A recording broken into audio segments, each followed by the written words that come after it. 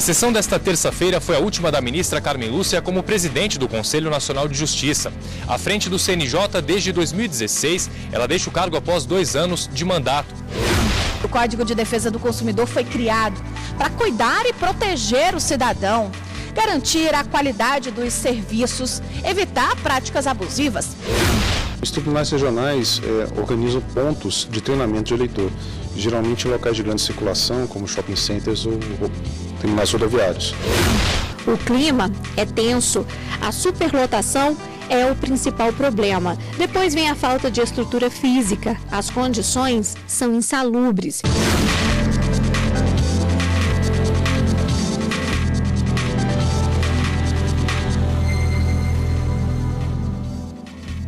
Olá, boa tarde. Boa tarde. O ex-governador do Paraná, Beto Richa, candidato ao Senado pelo PSDB, foi preso nas primeiras horas do dia em Curitiba, no Paraná. E quem tem as informações ao vivo é a repórter Carolina Chaves. Boa tarde, Carolina. Boa tarde, Galton. Boa tarde a todos. Olha, além do ex-governador, outras 14 pessoas também foram presas temporariamente, entre elas a mulher de Richa, o irmão dele, ex-assessores de governo e também empresários. Os mandados de prisão e de busca e apreensão foram cumpridos pelo Grupo de Combate ao Crime Organizado do Ministério Público do Paraná e determinados pela 13ª Vara Criminal de Curitiba. O objetivo é investigar um suposto esquema de fraude à licitação que beneficiava empresários e agentes públicos no programa estadual Patrulha do Campo entre 2012 e 2014. As investigações apuram ainda indícios de corrupção, lavagem de dinheiro e obstrução da justiça. Voltamos ao estúdio. Obrigado, Carolina. Daqui a pouco a gente volta com você para outras informações. E a Procuradora-Geral da República, Raquel Dodge, enviou ao Supremo Tribunal Federal, agora pela manhã, uma manifestação contra a ampliação do prazo para o PT substituir o candidato à presidência, no caso, o ex-presidente Lula. O prazo termina hoje às 19 horas. Raquel Dodge destacou que prorrogar esse tempo representaria desnecessário e inútil prolongamento de uma situação de incerteza incidente sobre o processo eleitoral em curso. A decisão está nas mãos do relator do caso, ministro Celso de Mello. E para deixar o eleitor craque na hora de usar a urna eletrônica no dia da eleição, o Tribunal Superior Eleitoral disponibilizou na internet um simulador de votação. Nele, o cidadão pode treinar a votação para todos os cargos na disputa das eleições 2018.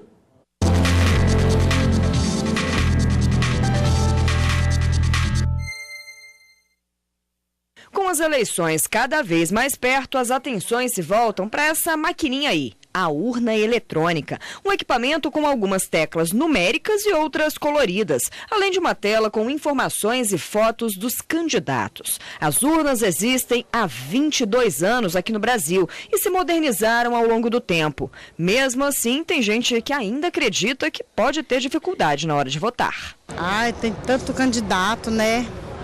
Complicado, né? Mas na parte de informática, né? Às vezes a pessoa é leigo e tudo, tem dificuldade.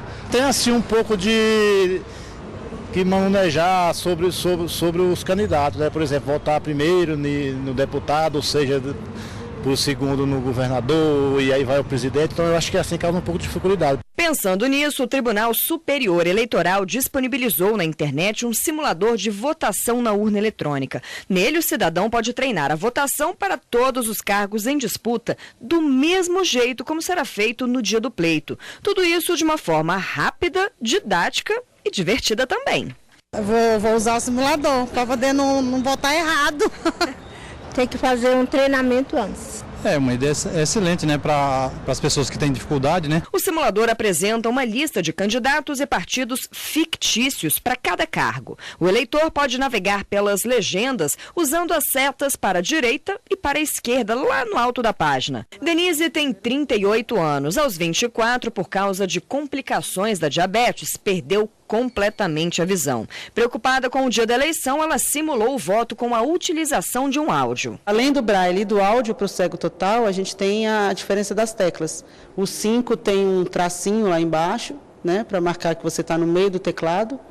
A tecla confirma é uma tecla maior, que fica à direita lá embaixo.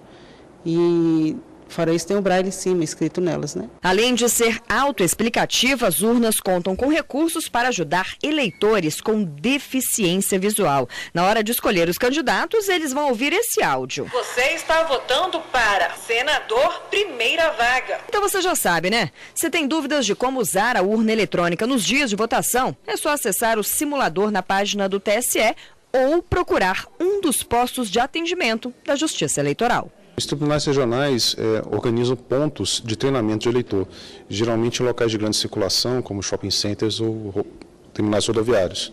É montada uma urna eletrônica de verdade e nela é colocado um software de treinamento, onde é feita uma votação simulada. O Superior Tribunal de Justiça suspendeu a ação penal contra o prefeito de Belo Horizonte.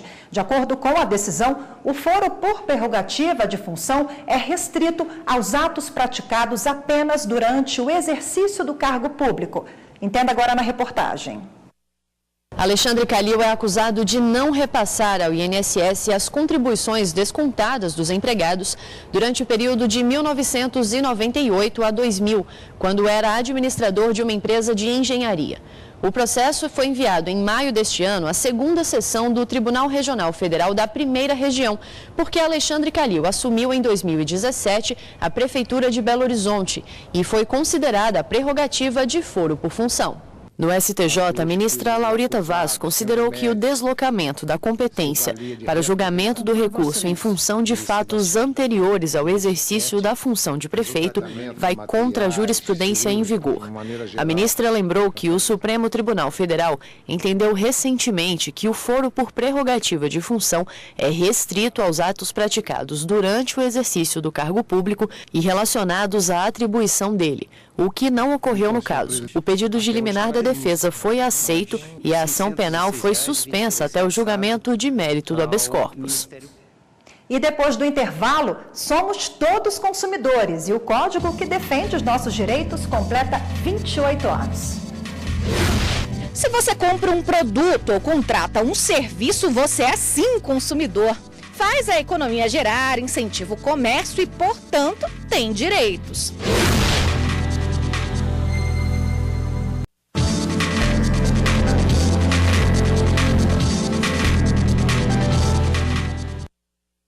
E como a gente disse no começo do jornal, o ex-governador do Paraná, Beto Richa, foi preso hoje. Mas essa não foi a única operação envolvendo o ex-governador, não. E nós vamos voltar a falar com a repórter Carolina Chaves. Boa tarde, Carolina.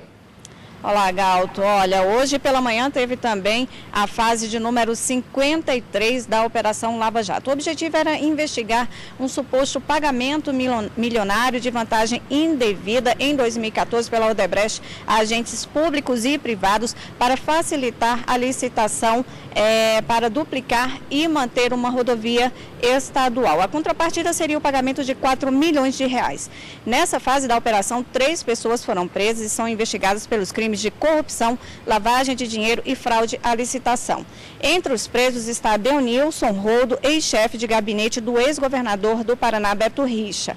Interceptações telefônicas demonstraram que Deonilson está atualmente coordenando de forma oculta a campanha de Beto Richa ao Senado. Voltamos ao estúdio. Obrigada, Carolina.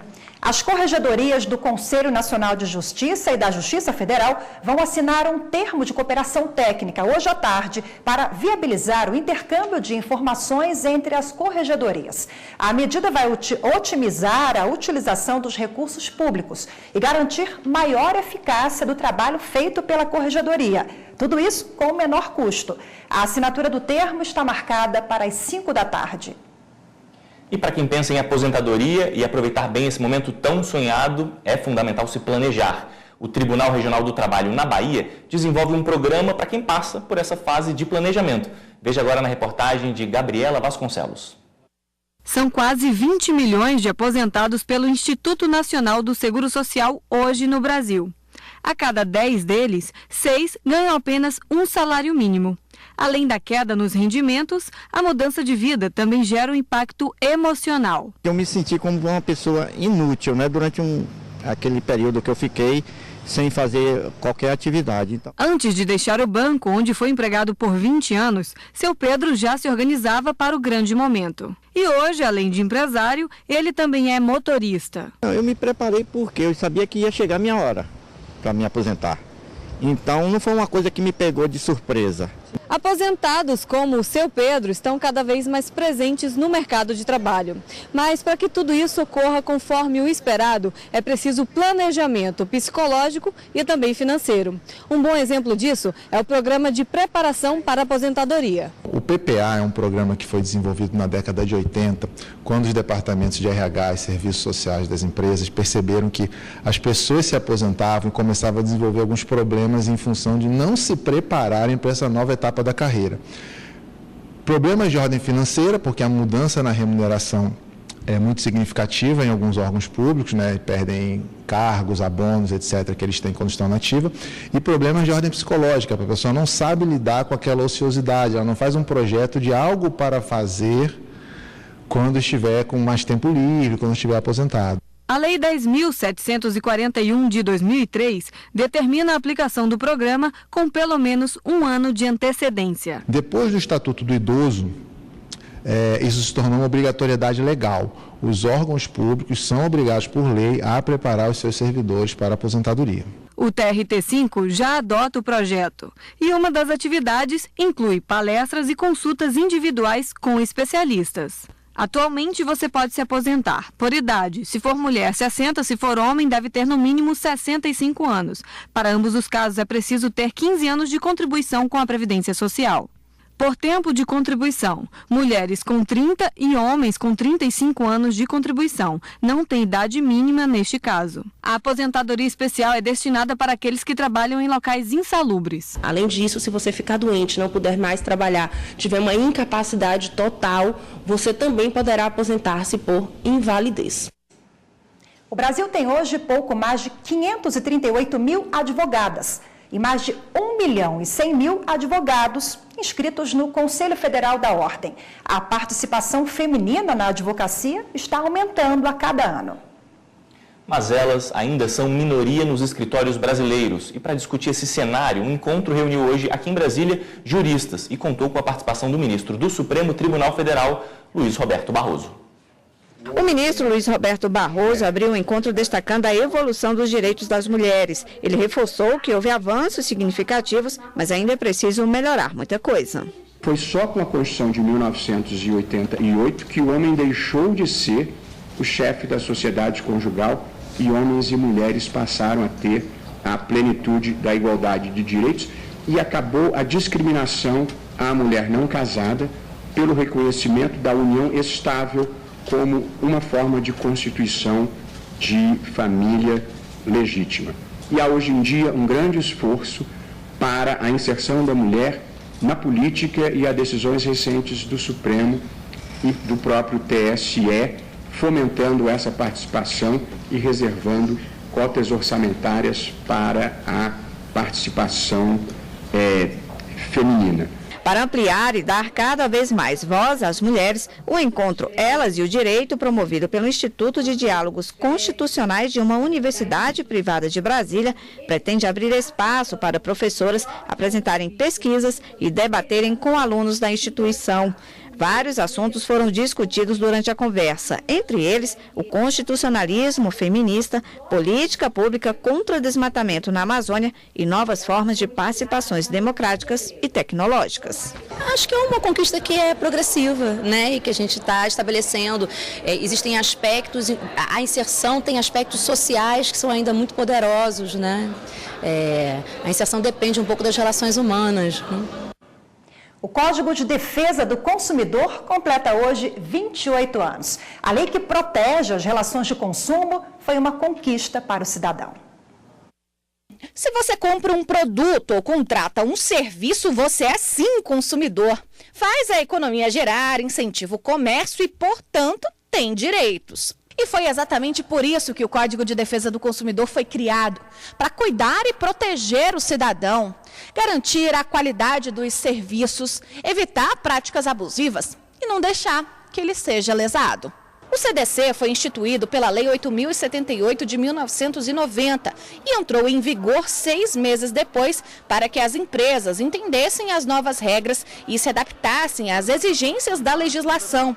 E foi a partir daí que surgiram direitos como os que você conhece. Quando alguém sofre uma cobrança indevida, ele tem o direito de pedir a devolução dos valores em dobro. Pelo artigo 49, quando a pessoa se arrepende de ter comprado algo pela internet, ela tem 7 dias para fazer a devolução. E pelo artigo 51, quando perde a comanda em restaurantes ou baladas, não pode ser penalizado. Além disso, o Código de Defesa do Consumidor permitiu a criação de uma rede de apoio ao cidadão, com PROCONs, juizados especializados e promotorias próprias nos ministérios públicos.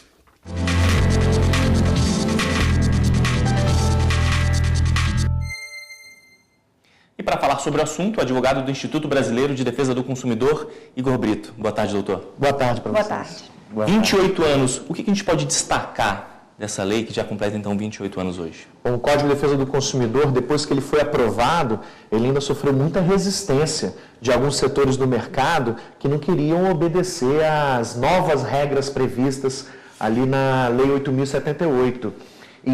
Mas de lá para cá, o Poder Judiciário veio atendendo às demandas das pessoas para controlar abusos praticados pelas empresas, e hoje o Código de Defesa do Consumidor é a lei mais comentada pelas pessoas, talvez seja a norma e o conjunto de direitos mais conhecidos pelos brasileiros.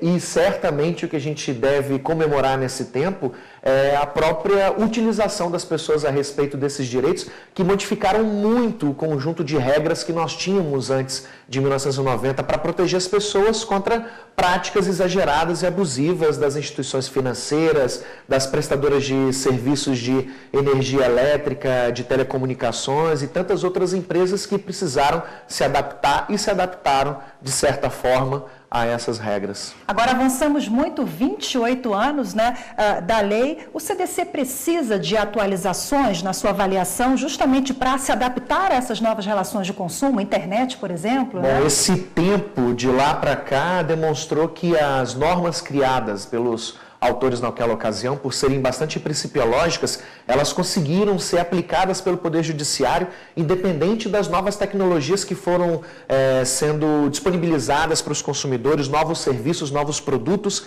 e mesmo assim, aquela legislação de 1990 continua sendo muito bem aplicada e serve para a proteção dos consumidores. Mas é claro, depois de tanto tempo, de quase 3 décadas, alguns novos serviços, novas demandas dos consumidores precisam refletir também nas normas, especialmente no que diz respeito à proteção dos dados, demandas e direitos que as pessoas sequer tinham noção que seriam necessários, como as questões relacionadas ao acesso da internet, ao uso de dados pessoais por grandes empresas de telecomunicações e de internet, precisam realmente refletir numa adaptação. E o que o Instituto tem feito para tornar então o código cada vez mais atual?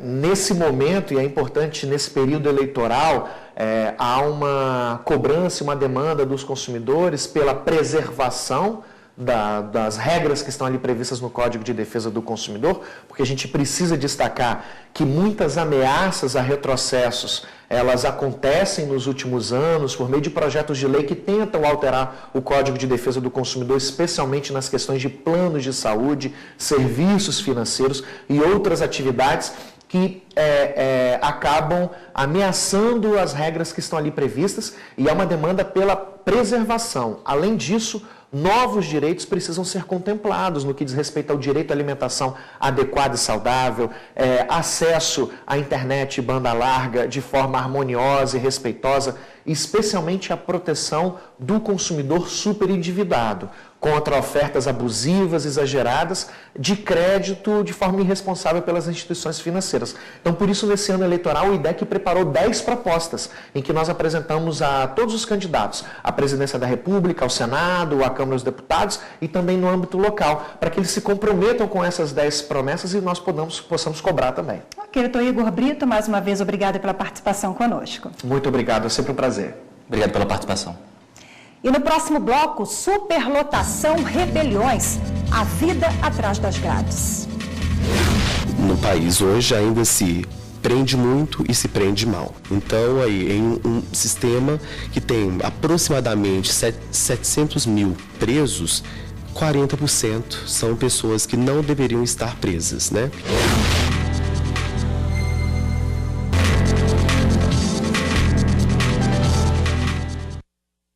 E hoje foi dia de encerrar um dos ciclos. A sessão do Conselho Nacional de Justiça foi a última da ministra Carmen Lúcia na presidência do CNJ. Vamos ver o que foi julgado na sessão. A plenária foi aberta com julgamento de um parecer com a proposta orçamentária para 2019, apresentada pelo Conselho Superior da Justiça do Trabalho. O documento foi aprovado por unanimidade pelos conselheiros. O parecer é favorável no sentido de que as programações propostas estão em consonância com as atribuições de todos os órgãos. Indago dos senhores conselheiros se há alguma divergência. Não havendo, declaro aprovado o parecer nos termos do voto do relator. Outro processo de destaque na pauta foi um recurso administrativo com pedido de providência que tratava de uma proibição estabelecida pelo regimento interno do Tribunal Regional do Trabalho da 13ª Região. Ele veda sustentações orais de advogados em processos que estão com agravos de instrumentos e embargos de declaração. A relatora do processo, conselheira Daldice Santana, votou pela manutenção da norma interna do tribunal. O conselheiro André Godinho abriu divergência e foi acompanhado por 2 conselheiros. Mas, por maioria de votos, a proibição estabelecida pelo TRT foi mantida. A sessão desta terça-feira foi a última da ministra Carmen Lúcia como presidente do Conselho Nacional de Justiça. À frente do CNJ desde 2016, ela deixa o cargo após 2 anos de mandato. Isso porque na próxima quinta-feira, o ministro Dias Toffoli toma posse como presidente do Supremo Tribunal Federal e do Conselho Nacional de Justiça. A crise penitenciária brasileira nunca foi tão preocupante. No ano passado, rebeliões tomaram conta de presídios em vários estados do país. E para acompanhar a situação prisional, a presidente do STF, ministra Carmen Lúcia, visitou as prisões e viu os problemas de perto. Veja agora na reportagem especial de Fernanda Porto, a primeira de uma série sobre o assunto. A superlotação é o principal problema, seguido da falta de estrutura física, paredes rachadas, falhas nos sistemas elétrico, de água e esgoto. Outro desafio é a segurança. São poucos agentes penitenciários para muita gente. Resultado, o clima é tenso. Tudo isso não é novidade. E como a cada ano a situação fica mais complicada em razão de mais pessoas que são presas, uma onda de rebeliões que começou em janeiro de 2017 e foi até janeiro deste ano, deixou claro a crise no sistema penitenciário do Brasil. 17 horas de tensão marcaram o primeiro dia do ano de 2017. Pelo menos 60 presos morreram em Manaus por conta de uma rebelião. Na mesma semana, em Roraima, 33 detentos também foram mortos. Pouco depois, no dia 14, a confusão foi na penitenciária estadual de Alcaçuz, no Rio Grande do Norte, que resultou em mais 26 mortes. O caos não parou por aí e até o começo deste ano se espalhou pelas penitenciárias de Minas Gerais, Santa Catarina, Paraná, São Paulo e Goiás.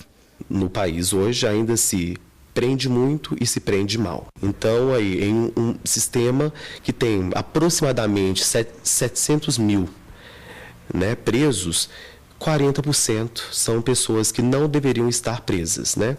Se nós formos pensar que essa população, né, poderia estar cumprindo medidas alternativas, medidas cautelares, outras medidas diferentes da prisão, né, já desafogaria, né, em boa medida, né, o nosso sistema penitenciário, que está em um verdadeiro colapso, né? O governo federal anunciou ações para conter a onda de violência dentro dos presídios.